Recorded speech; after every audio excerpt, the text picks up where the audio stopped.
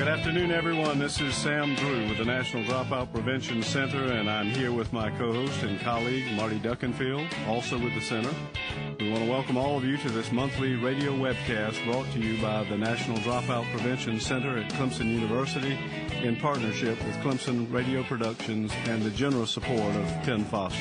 Well, good afternoon, everyone. And as always, it is our pleasure to be with you once again for our live broadcast focusing on solutions to the dropout crisis. We're happy to have our regulars back again, but as always, we have new listeners, and we welcome you to our program. We have a great program planned for today, Sam. I'm really eager to get started. You know, one thing I remind listeners firsthand is as we get ready, especially our new ones, that we have a lot of materials on the website for your use before and after the program. And the first thing for you for listening to the program is you need to have that PowerPoint put up. And on the website, it's called, get me with it, View Presentation Slides. So make sure you have that up and ready for when we begin talking with our guest.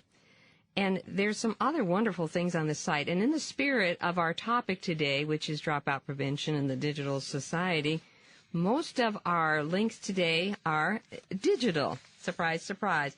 Fantastic websites. And because of, as you will learn in the program today, we do need to keep on top of things very, very currently. These websites are perfect for what we're doing today.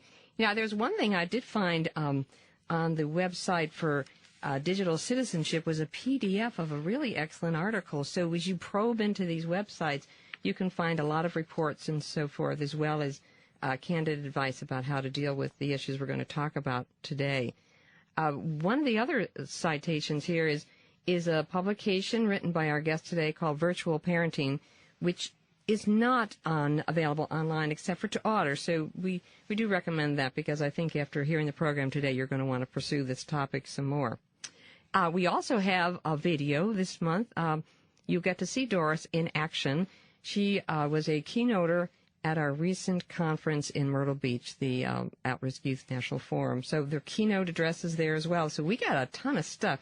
We're getting better at this every month, don't you think? We are, and that is a presentation that you will not want to miss. So we hope that you will access that through our website. And as always, very excellent resources to use in many ways. So we hope you'll take advantage of those. That's a big part of this program. Absolutely. Now, we want you to be an active part of the program today, and so we do have two ways you can connect to us. As this is a radio call-in show for those live listeners, we encourage you to call in your questions for our guest. And so we do have a toll-free number. It's up there on the website, but I'll give it to you now, and we'll repeat it a few times during the broadcast. It's 888-539-8859. And if you're outside the U.S., you know, this is so neat to be doing a radio program in Clemson, South Carolina, but somebody in Asia could hear us. And if they want to talk to us, they can. And the number is with the country access code and then 864-656-4549. So you can begin calling now or anytime during the program, and we'll get to your call as soon as we can because we want you to engage with our guest today. We also, in the spirit of technology, accept email questions sent to our email address, which is ndpc@clemson.edu. And if you put the word solutions in the subject line, that will bring it to my attention right away, and we'll get to as many of those questions as well. Thank you, Marty. And we are looking forward to your calls today or your email questions. That's a very important part of this program also, is your ability to interact with us and with our guest.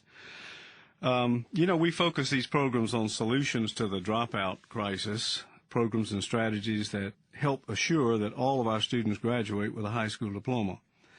One of the 15 strategies that have been advocated by the National Dropout Prevention Center for over a decade has to do with the use of technology. And we know that technology can engage students in ways that traditional means cannot. And we know that that technology can make the teaching learning process more relevant. Yet there are issues around the use of technology and the technologies themselves that many of us are not aware of, or we're aware of and we don't know the answers to. And there's also a gap, I think, in the knowledge base around technology between young and old, for lack of better words, Marty. I think so. So today we're focusing on a solution, technology, but we're also focusing on the general issues around technology, or that surround technology, that really need to be discussed and overcome if we are to use technology wisely and effectively as a teaching learning tool. And our guest today, joining us from Lexington, Kentucky, is a nationally recognized expert in this field, and we are very happy to welcome Doris Settles to the program. Doris, welcome to Solutions. Thank you, Sam and Marty. I'm so glad to be here, and as always, really glad to be any part of and support the good work that the National Dropout Prevention Center does to ensure that all students graduate with skills that are relevant and skills that will lead to their success throughout their lives. Well, this is a major strategy in that process, Doris, and we're excited about this topic today and about having you here with us to talk about it. And let me just put in another quick plug before we get started. Call us with your questions, and the number again, as Marty said earlier, toll-free, 888-539-8859. Outside of the U.S., we're sorry that this is not a toll-free call, but we'd love to have a caller from out of the U.S., 864-656-4549. Doris, technology, we talked a little about this last month in the radio program, can be a really incredible resource for dropout prevention. But there are aspects to it that our children know about, and we as parents and adults seem to be getting further behind. I do think it's clear, though, that this unequal situation needs some balance, so the adults can be as technology savvy really as the kids, not only to maximize the potential for this strategy, but also I think in many ways to be guardians of the safety of our youth. So we need to understand more than we do about these powerful tools, and we are glad to have you here to shepherd us through what this digital society is and how we all can coexist in it. I expect that you have a lot to say about that and much more, so why don't we get started, Doris? Thanks, Sam. I'd love to. I've been working in technology and internet safety and online learning, distance learning for probably 25 years. And so I've seen technology really grow from a very new, limited access and limited availability situation in a college campus setting to everybody has access everywhere all the time, and it's very portable.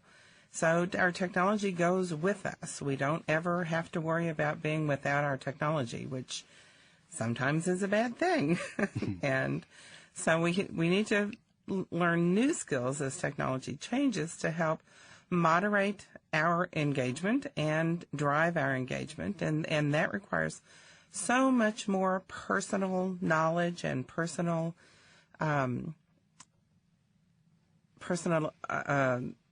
the ability to understand what we want out of technology and the choices that we have and how to engage our life in the way that we want our life to be.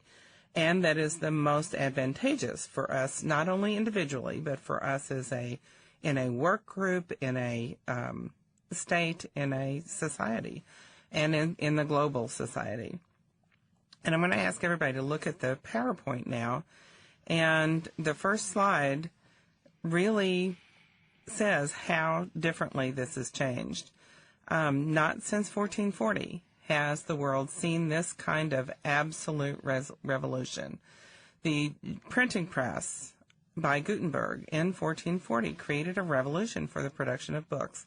And that was a revolution in how the world accessed information. But it was still a one-to-many literacy technology access. One person wrote a book, they were produced, and then many, many people read what one person thought, what one person said. There have been a couple of other technology advances that have done something similar, and that was the Telegraph, which is a one-to-one environment. The recorded media, photography and film, which began in the late 1880s, still a one-to-many environment, and broadcast media, radio and TV, that started in the early 1900s, and the outgrowth of which has led to the Internet. But the distinction today is that this is a many-to-many technology, and the filtering devices, the contextualizing and content moderating devices that those previous one-to-many technologies have is gone. Mm. Now we publish and then filter, rather than filter before we publish. And the reason why that's true is that there are no limitations to this technology, whereas there were limitations in terms of space and time in radio, in television, in newspapers, in books. So those limitations drove the filtering technology. Today there are no limitations.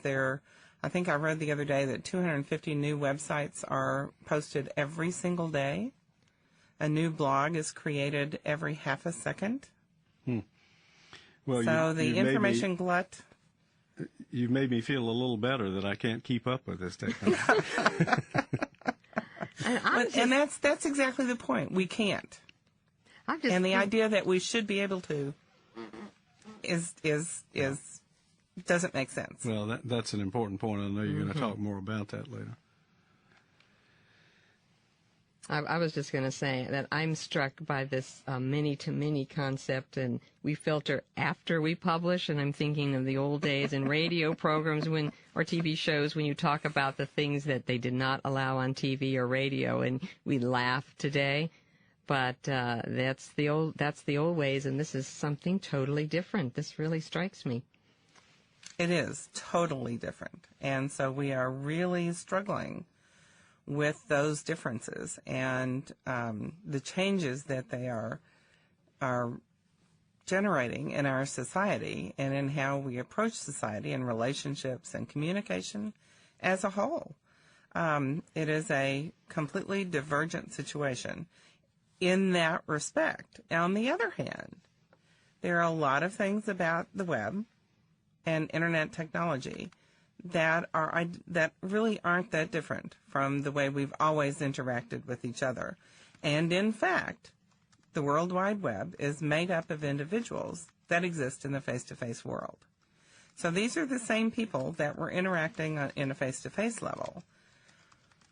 So it's just not that different in that regard. But there are differences that we've got to take into account when we set policy, when we think about what kids are doing, and when we talk to kids about what they're doing.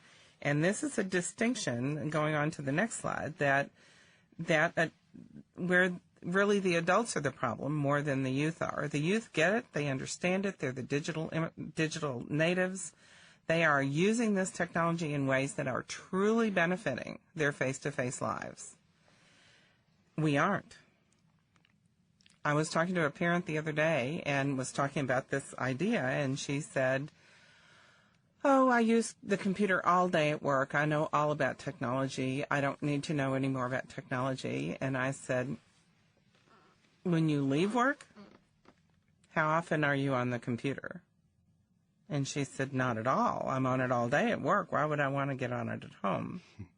And that's exactly the point. Yeah. We use the computers as a tool, as it says in that Venn diagram on the PowerPoint. And kids use it truly to empower and enhance and drive and integrate with their face-to-face life. It is how they live, not how they work. We use it to work. Kids use it really to live. And that's a huge distinction. And that puts adults at a true disadvantage in trying to be the role models and the mentors and the monitors as we are in the face-to-face world in the online world, because we just aren't there. You can see this also with the texting and just the absolutely constant communication among young people. In fact, I finally had to break down and purchase unlimited texting on my cell phone bill as a self-preservation tool. I love these terms, digital native and digital immigrant. Says it so well. Absolutely. Yeah. As an immigrant, trying to learn more today. And that's a term that's over 10 years old. So that's been around a long time. And so it's taking us a long time, the adult world, to get up to speed, to be able to figure out that we've allowed ourselves to get so far behind that it really is going to take a lot of effort and a lot of professional development and awareness and willingness to spend the time to play catch-up. Because we've allowed ourselves to get further behind than we could have and should have. Well, I don't think we knew we were immigrants. I think that's the thing. I've just been so proud of myself of all the cool things that I can do, and to find that, well, no, you're not as cool as you thought you were. But you are. Well, and I actually, and I'm sure there are other people in this boat also, have prided myself over the years in staying abreast of technology, having had one of the first Commodore and TA computers. He's really 80 years old. That's what the benefit of radio. He's 80. Sorry, Tim. But what I've found, and this probably will resonate with a number of listeners, is that over the past certainly 5 years and maybe the last decade, it's just becoming increasingly difficult to stay up. And so I was real interested in what you had to say about we don't have to to have total knowledge of all of this. In fact, you can't. But so it's going to be interesting to hear what you have to say about what we do need to know. Right.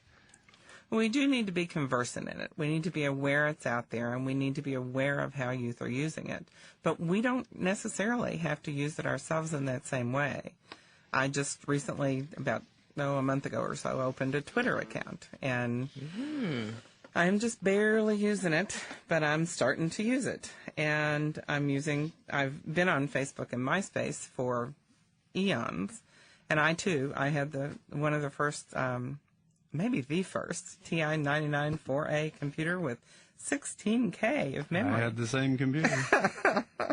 And it was fantastic, but entering all those hexadecimal codes to do all that stuff was something that really was not my bag. So it's more important that we just have the awareness and have the understanding of it and not fear it, like the next slide alludes to. The Luddite Revolution, or the Luddite mentality, came out of the 1800s when the automated assembly line came into being, and the wool manufacturing company in England was being automated.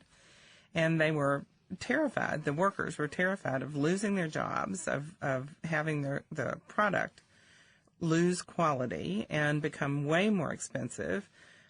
Today, we're afraid of litigation for anything we might put up there or anything we might allow kids to use. We're terrified of internet crime. Terrified. And the media is fueling that terror. And internet crime is real.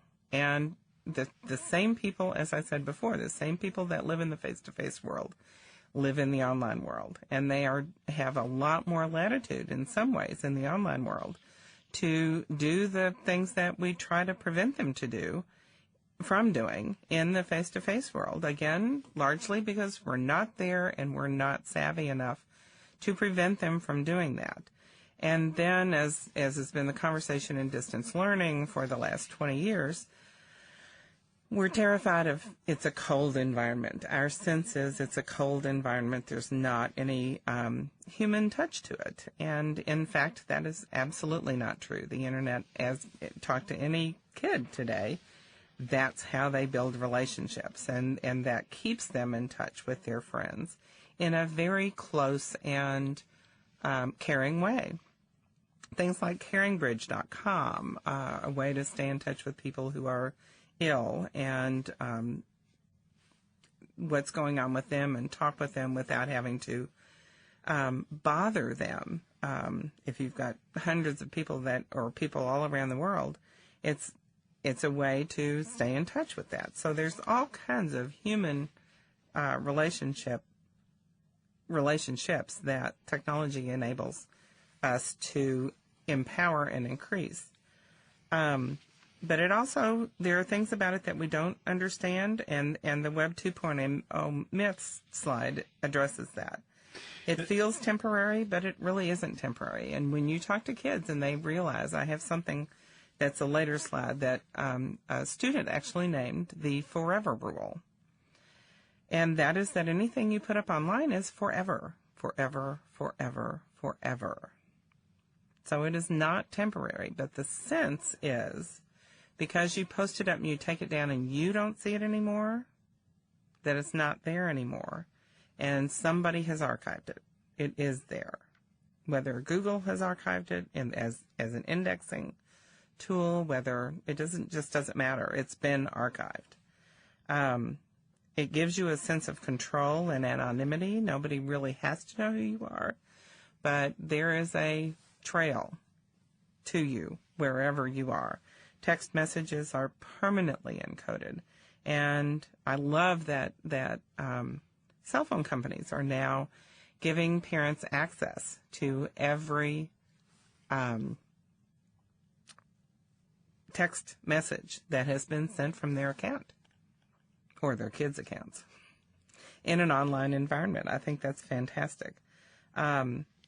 Something that adults don't do so much, but are really beginning to get into it with the idea of viral marketing, is to self-promote yourself, to be able to use the web. And your audience is not the people you can get to physically anymore. It is literally global and instantaneous. And there are all kinds of examples of that, of the most watched YouTube, the OK Go treadmill video, and so on.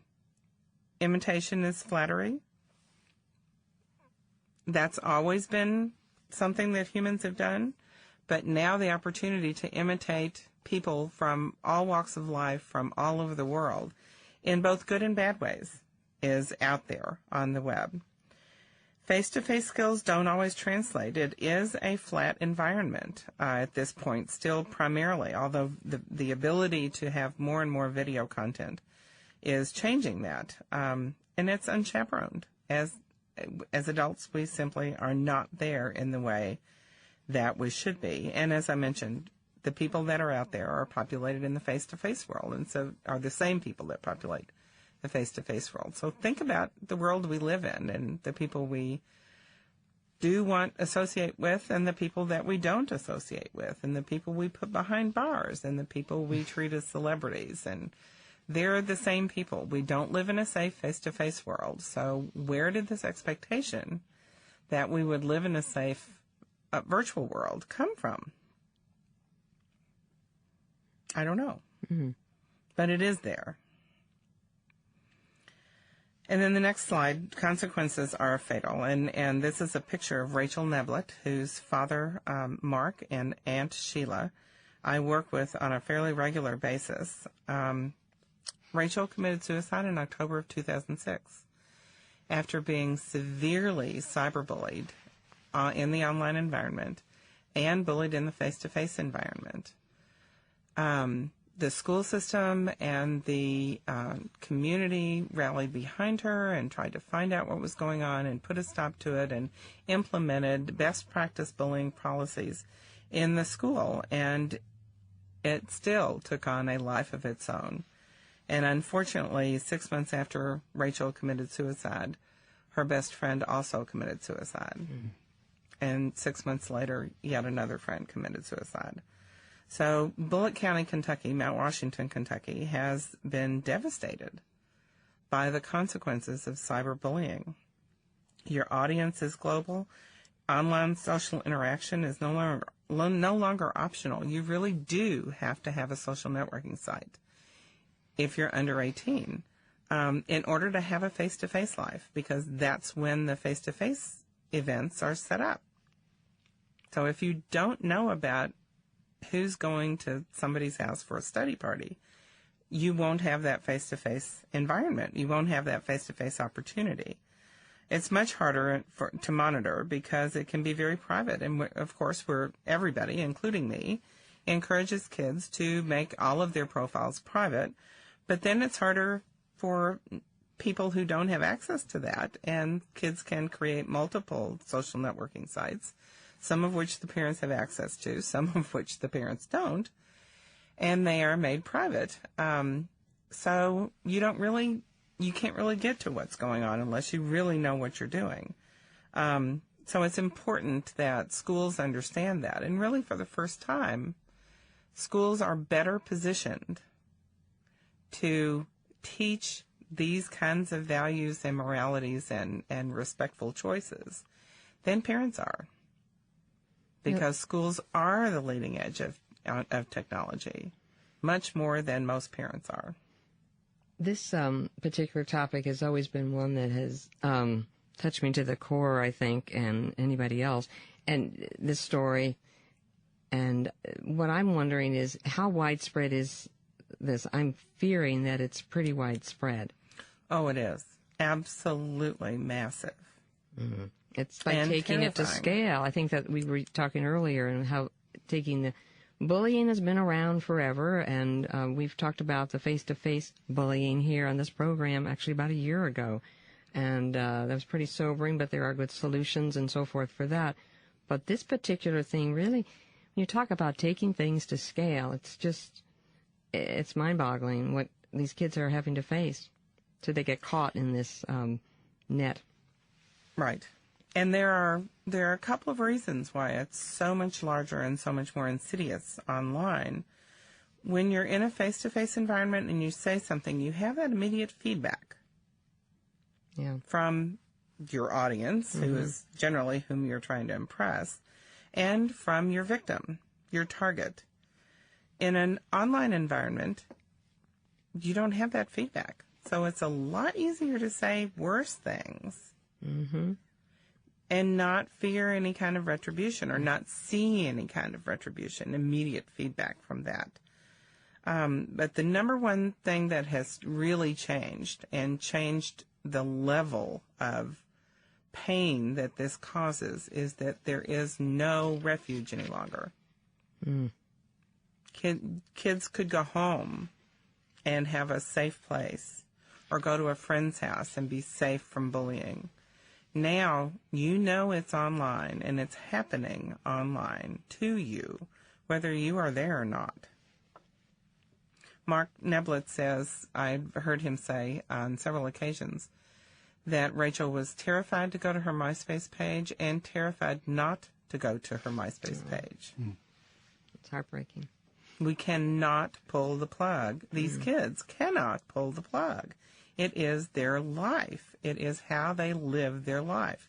Think about I'm 58, and I think about when I was 16, what would I have done if my parents had said, we're pulling the phone from the house? Right. It would have devastated me because that's how I set up meetings and talked to friends. And the other thing that my nephew taught me not too long ago was we were sitting around and he was on Instant Messenger chatting with a couple of dozen friends, and I walked over and sat down, and he was in Lexington and he lives in Plano, Texas, and I said, I know you're doing that here because your friends are back in Plano and you're here in Lexington, but do you do this at home? And he said, yeah. And I said, well, I noticed there you're talking to Matthew, and Matthew just lives a couple of blocks from you. Why don't you just walk out the front door and go to Matthew's house? Seemed a logical conclusion for an adult to come to. And he looked at me like I was the dumbest person on the face of the earth and said, Aunt Doris, if I went to Matthew's house, I could only play with Matthew. That's their play. Mm-hmm. And it isn't a bad thing to do that online. We did that on the phone when I was a teenager. It is if that's all they ever do. Mm-hmm. Right. But that isn't all they ever do. And it's our job, again, as the role models and the mentors, to help them find that balance. These kids have never known an off key. Not really. Mm-hmm. They have never known life without this always on, always connected, anytime, everywhere, all the time connectivity. Well, it certainly points out, we talk about technology as one of the solutions for dropout, but there is this other side to technology that I think you're making us more aware of, and that is that it also has the potential to intensify or even create new risk factors that were not there before, and even more important that we all understand this and are aware of it and can intercede in some ways. And I think everyone agrees that keys to dropout prevention hinge on the depth and caring nature of the relationships that are around our students. And yet we are missing out in many ways as teachers, as mentors, as role models, in utilizing one of the ways that they really live to create those relationships, to model good behavior in that, to show them why relevance between the real world, quote unquote, and I don't mean physical, I mean life after high school or college, and what they're doing both online and offline to be able to integrate those two worlds in a way that leads to effective citizenship and success in life. Well, let's move toward that. Let's move through, and I want to come back if we have time and ask a few more questions about this area. But well, the next slide is the forever rule, and these are all individuals that you can take the names and just Google the names, and you'll come up with their stories. Many of them, thousands and thousands of sites that talk about their stories and comment on their stories. So I encourage you to do that, to go look up these people. And of course, Mark Phelps is a fairly recent one, and the girl in Florida, Catherine Evans, also, who has sued her high school to have her suspension removed when she created a online poll that denigrated a teacher. And then Justin Berry became an online predator after he was, at 12 or 13 years old, pulled into the world of cyber predators by, I think there were 4 men who, within 5 minutes of him opening up his webcam, had him opening a PayPal account and sending him money for taking off his shirt.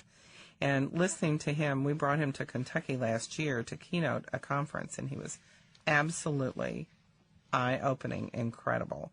So I really encourage you to learn more about all of these people and how that really is something, their stories are something that should teach kids and adults that the internet really is forever. And so we've got to think beyond today. And there are 8 components of digital citizenship that really allow us to be able to look at how the world is similar to the world that we've known in the past and how the world is very, very different to the one that we've known in the past. Marshall McLuhan said in the 60s, the medium is the message. And the medium is dramatically changing messages today in ways that are escalating. Technology, we no longer live I heard years ago on NPR somebody say we no longer live in a learning curve or have a learning curve. It is now a learning spiral. And most of us as adults feel like it is spiraling out of control.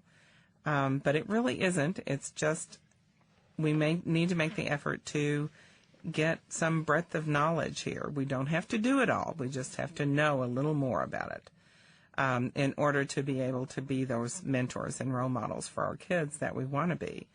And this slide the components of digital citizenship slide really speaks to the fact that it's really not that different. Adolescents are adolescents. It's just that the scope, scale, and venue has changed to some extent.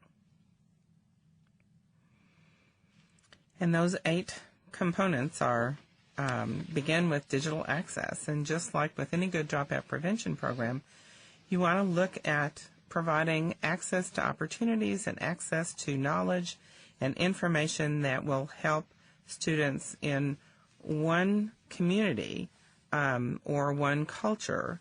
And America is full of many, many, many different cultures. And now we have access to and are aware of cultures throughout the world.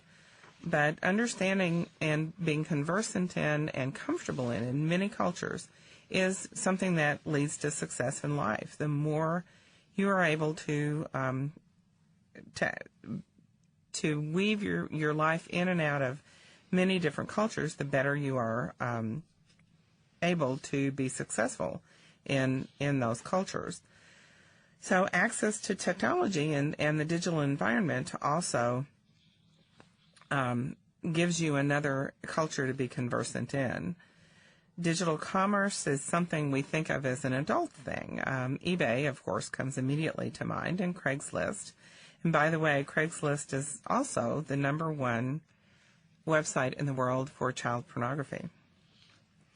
But they are working with the Attorney General, and they are trying to get that changed. But kids are really buying into the electronic commerce. It's giving them access in a way that they have not had access before. They could have part-time jobs, but they really couldn't open a store and go to school full-time.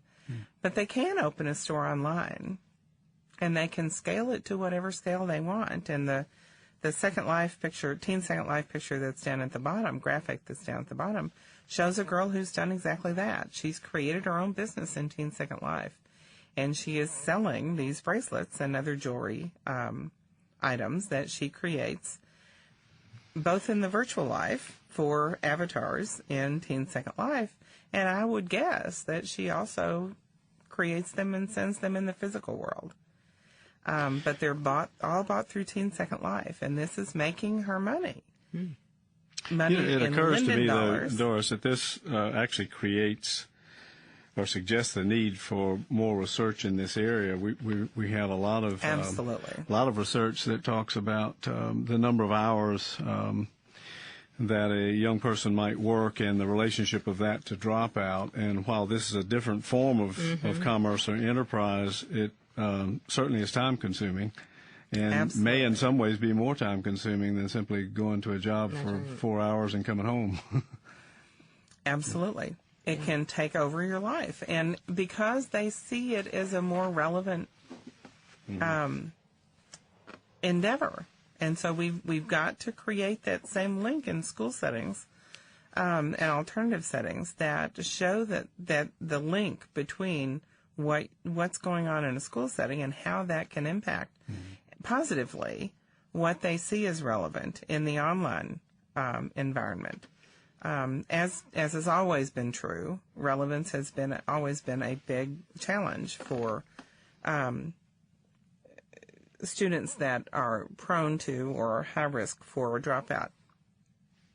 We've had a question come in online, Doris. If we can just take that.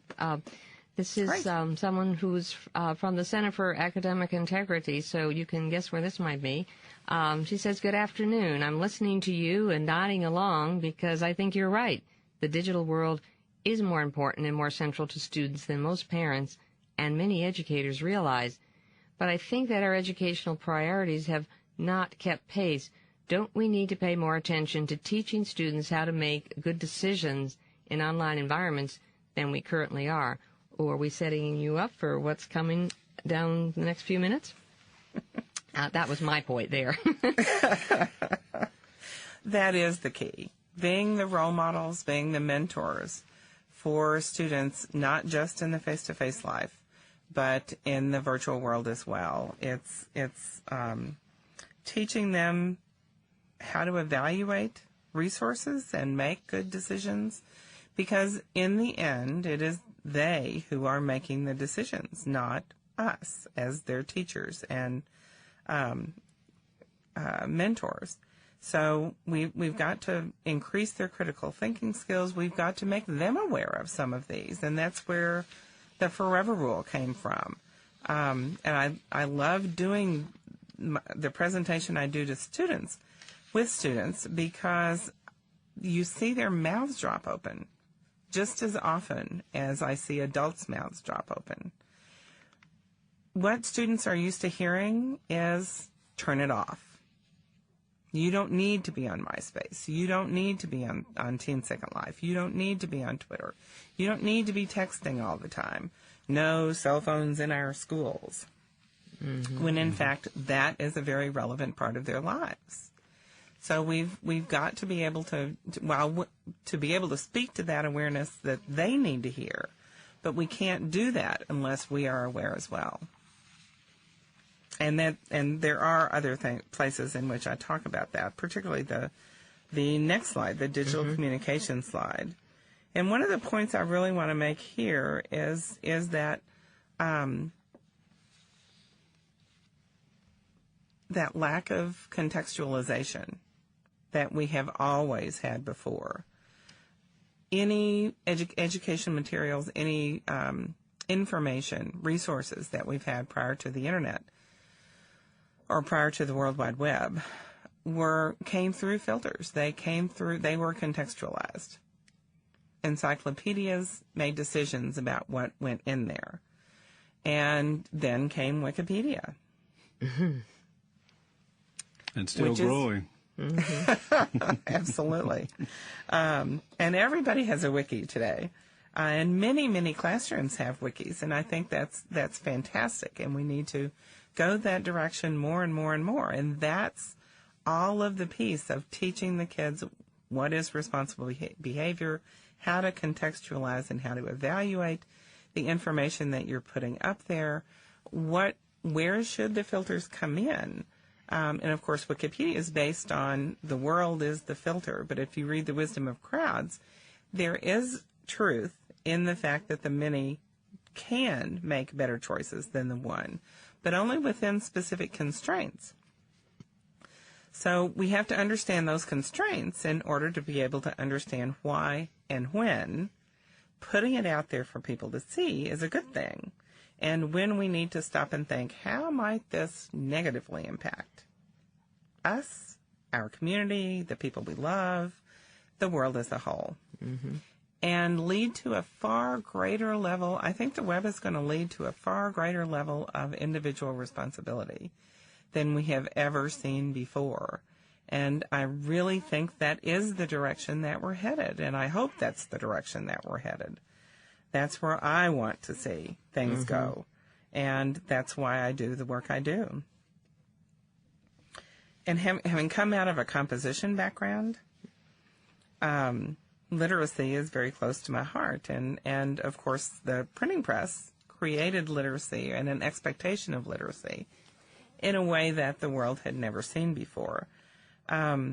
Literacy today, though, is not just reading and writing. It's being able to use and evaluate technology, to use the hardware, to use the software, to be able to get on and get off. And even that is changing as we speak with cloud computing happening and the fact that where we're moving, the portability of things that I can tweet from anywhere in the world off of my cell phone. I can, and as is it a Sprint ad, I think, says 26% of you have no idea what I just said.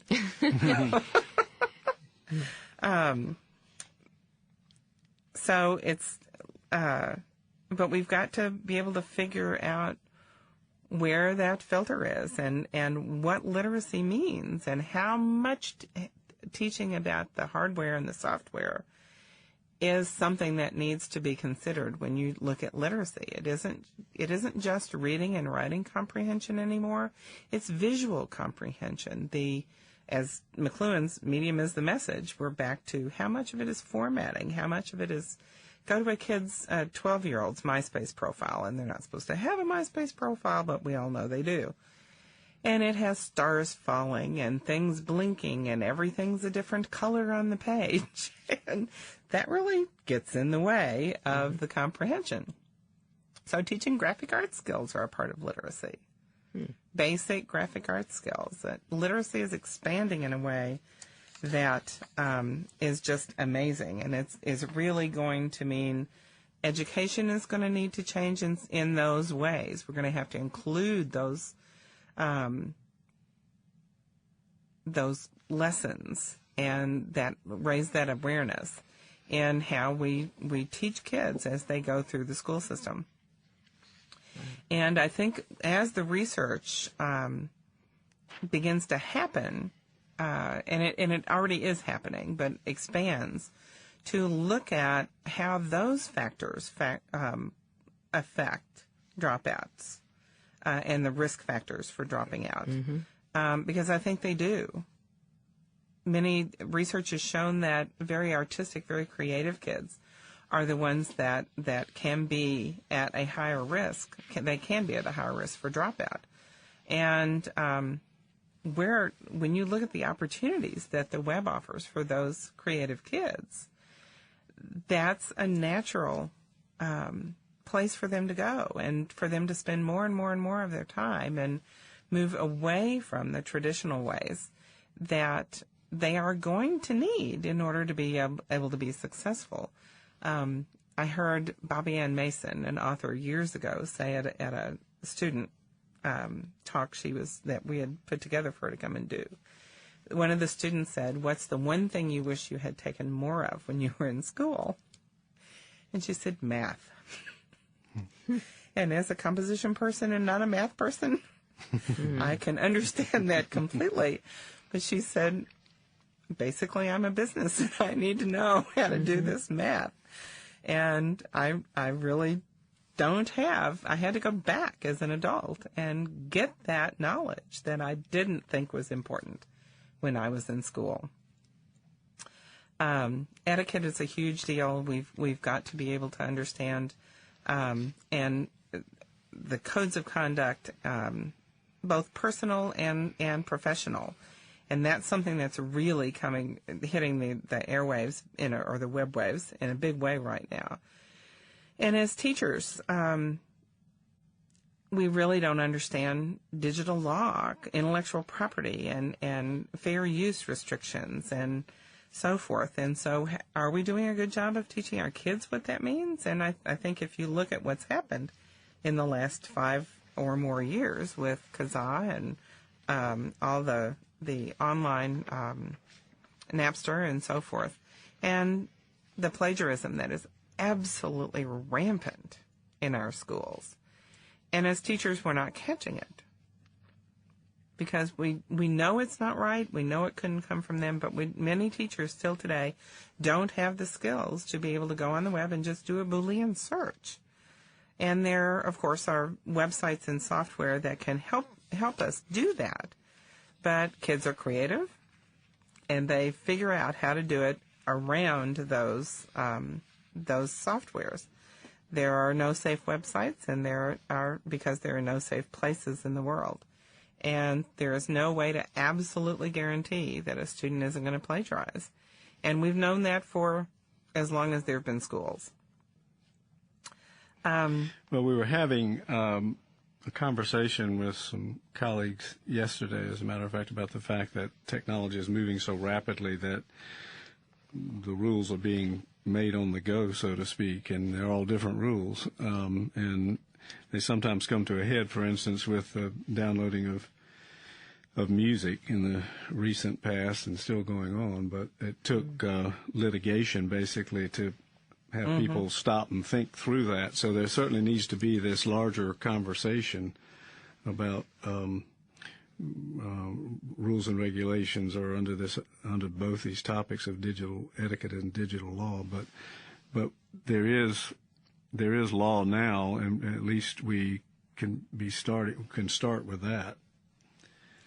There is, and it is and should be applied to the online world as well as the print world. Yes. And broadcast world. But modifications but modifications will take place, further refinements will take place in the next, well, from here on. But things like the open source movement and fair use laws and the rampant plagiarism in English courses and writing papers is something that teachers are struggling with right now, and that our society is struggling with right now. Somebody pointed out to me not too long ago that it was in the 1960s before the first automotive safety legislation was introduced. And yet cars had been around for 70, 80 years. Yeah. And so are we looking at 70 or 80 years before we see the laws for these kinds of situations? Yeah. This article that I found that I referred to earlier, I think it's on the ISTE website. It's the Digital Citizenship Addressing Appropriate Technology Behavior. This was written almost 5 years ago, and I think it's as relevant today and certainly was news to me. And so there's been some thinking on this issue, but I was just saying I felt like it was, when I hear about these two worlds that the kids are in or we're in, and that they're on almost a desert island like in Lord and the Flies and making up the rules because we're not there to guide them because we're not realizing this world even exists. I think this is something we really all have to wake up to. You're doing a good job of waking us up today, Doris. I'm awake. I'm wide awake. Because he's had 6 cups of coffee and 3 glasses of tea, but even without that, you woke us up. This is really something. Well, it is. I believe that we don't need to know all the technologies. We don't need to know all of the bandwidth and RAM and ROM and gigs and petabytes, which was the new term to me about 2 months ago, which is the next level of after terabytes, which is the next level after gigabytes. Oh my. But when I heard that there was such a thing as a petabyte, I was just flabbergasted that we've gotten to the point where we even need that. And I'm sure there's something after petabyte that I don't want to know about. That will come very quickly because the space, and that speaks back to the limitations. There really are no limitations. The way things are going, we're going to find ways to make those barriers go away in terms of space. Now, we're already long past being able to review, preview, or look at everything that's on the web. And the web is still growing exponentially. But we don't need to, and it's not possible for us to be able to see everything and review everything that's on the web, but we need to understand several things about making it, creating judgments that are wise and safe and create successful interactions with each other, both in the face-to-face environment and on the web. And one is knowing when to turn it off, finding that balance between the face-to-face life and the virtual life. And the health and wellness issue, that's certainly one of those things that where that is a definite thing to consider. And there are things like the Wiis that have, if anybody's ever played tennis in Wii or gone bowling with Wii, that's a physical activity. So technology can be the answer. In some ways, and in many ways, technology is stepping up to the plate to find ways to eliminate the barriers that technology creates from the major couch potato. And then there are psychological issues, the cyberbullying we talked about. There's several litigations going on right now about rape in Second Life. Is that a psychological event or is that a physical event, in which case it didn't happen in Second Life? So those are things that, again, we're beginning to struggle with. And there are ways to create security, to watch, and we need to be aware of those. Again, we don't have to be experts in them. find the experts, and which technology allows us to do so much more easily. Find the experts in that field and evaluate that information, for which you need good critical thinking skills, and then put it to your own good use. Buy that software, download that software, and much of it is free. Keystroke captures are free, and that's something that I recommend anybody that has other people in their home, not just kids, other people in their home use to be able to monitor and limit the access and use of technology in your own home. I'm not a networker. I'm not a network expert, and I don't ever want to be a network expert. So when my printer quits working on my wireless network, I call somebody that is. And all of this is going to require thought and discussion and policy making. It requires training, information gathering, and then dissemination to faculty, to staff, to parents, and to students. You know, Doris, this was the big question for me when I look at this and read about this and talk with you. I am totally overwhelmed, and I put myself in a school somewhere, and it's like, I don't even know where to start. And you say faculty staff training. Could you elaborate on what would be a good outline or next steps for people who are listening to our program today? You have raised the awareness, that's for sure. Now what do we do, and how do we get up to speed with this issue? First, look at what issue is most important for you to tackle. And for me, looking at how we, and that the acceptable use codes of conduct piece is to me the most important piece from a school setting. You've got to be aware of what all the issues are before you can look at your policies and begin to say, okay, do we need to rethink this policy? And one of the best things I've ever heard said by a friend of mine with the Department of Education in Kentucky was that we need to think about face-to-face what the disciplinary actions would be, what the policy would be, if we were considering this situation in a face-to-face world, and try to place it in that context as much as possible. For example, acceptable use policies, which in my opinion are outdated. The code of conduct is the code of conduct, whether it's in the virtual life or whether it's in the physical world. Mm-hmm. And so all schools, in my opinion, need to be moving away from an acceptable use policy and integrating that acceptable use policy. I'm not throwing out the baby with the bathwater, into their codes of conduct. And the expectations of what is responsible behavior, online and off, need to be merged into that, into your code of conduct expectation, both for faculty and for students. Mm-hmm. Because faculty are doing things online inadvertently or because they intended to, that are harming the school community and that are harming themselves and their students. So that level of awareness, I think the first thing is to have an overall understanding in the school climate altogether of an overall awareness level of what is out there, how kids are using it, and how adults need to use that in the same ways or to be aware of that, to be able to bring that into their teaching, bring that into the way they talk with kids, bring that into their educational processes, not just from the academic side, but in the relationships they have with their students as well. And find those experts that can come in and look at your network.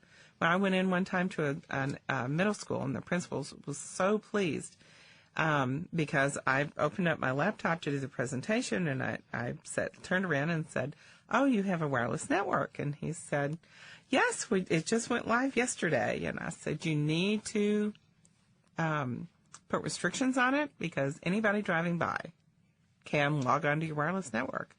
And he had also told me that all of their student records, everything was on the wireless network. That's not a good idea. That's just not. And at the end of my presentation, 15 minutes later, he walked up and said, it's secure. Mm-hmm. Good. But the reality, too, from a school setting is that kids can log on to neighborhood unencrypted wireless networks, a house that's next door, a business that's down the road. Find out where you do business, whether they have an open wireless network, and do not shop there. These are things that we need to know about our personal safety as well. And we've got to be teaching. We can't teach our kids that if we don't know that. Does that answer your question? Well, that's a start. We got a lot of catching up to do, that's for sure. And any steps that we can take to do that catching up, we need to know. And a critical thing is to understand that there just are no more boundaries. Mm-hmm. Our responsibility no longer ends at the property line of the school. Right. That's a good thing, and that is an overwhelming thing. It is overwhelming. And it sounds overwhelming. Certainly, I tried to address that in my book, Virtual Parenting, which really is written for anybody that works with youth. It is not a technology handbook in terms of becoming Microsoft certified.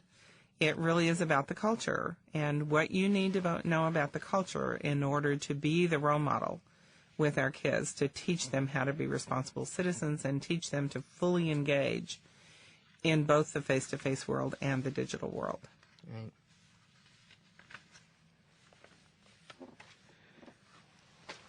Well, Doris, I wish, there's so many questions. I think you've overwhelmed us, but I think probably this is as good a stopping point as any. The hour has flown by, and I think you've overwhelmed everyone. But there are lots of good resources on our website for people to do more study with this. I think you've certainly created the kind of awareness that is needed and expanded all of our minds. I know I, for one, am going to do a lot more reading and research in this area because I see so many implications that I hadn't really thought about before for this issue of dropout that we're dealing with. We tend to look at technology as one of the solutions, and indeed it is, or it can be and is. But there also is this greater understanding that you've talked so well about today that we all must have if we're really to employ the technology and understand how the technology is currently being used by young and old alike, but young people we're talking about in the schools today to really move them toward a constructive path to graduation and with the skills they need to be successful in life. And also, you've raised my awareness really of some issues with technology that may actually increase some risk factors if they're not dealt with. So for all of that, I thank you, and I truly believe that our listeners have found today's program and these resources provided a good starting point for expanding their own efforts in becoming more involved as digital natives rather than digital immigrants, if that's possible, or at least the best immigrants we can be, and to providing ways really to make this potentially positive addition to education one that doesn't threaten our young people. Right. Well, I am sitting here overwhelmed, and if anybody wants to get overwhelmed all over again, like all our monthly programs, this one is archived, and you can go back and listen again, and you may need to do that because of so much information that was shared today. It's just incredible stuff. I mean, my mind has been expanded beyond belief, but this is a great opportunity to share this with your colleagues in a professional development activity, and so that is why we provide this on the website. So we encourage our listeners to take this. Those who have listened to it and feel others need to share, please do so. We leave that there for you. And appreciate, Doris, your being with us today to share all this. Thank you so much for coming. Thank you for having me. I really enjoyed being here. As I said, I always enjoy working with you all.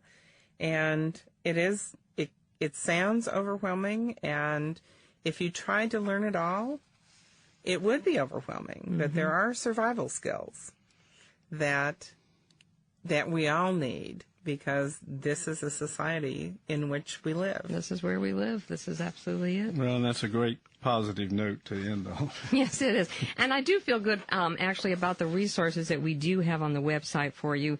We're not just leaving you out there overwhelmed. There's some really good, solid stuff there, and Doris provided that information for us, and we so appreciate that as well.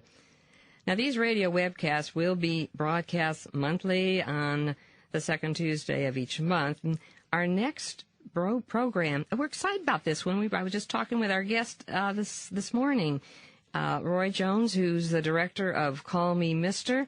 This is a wonderful program that we're going to be talking about next month on Tuesday, May 12th.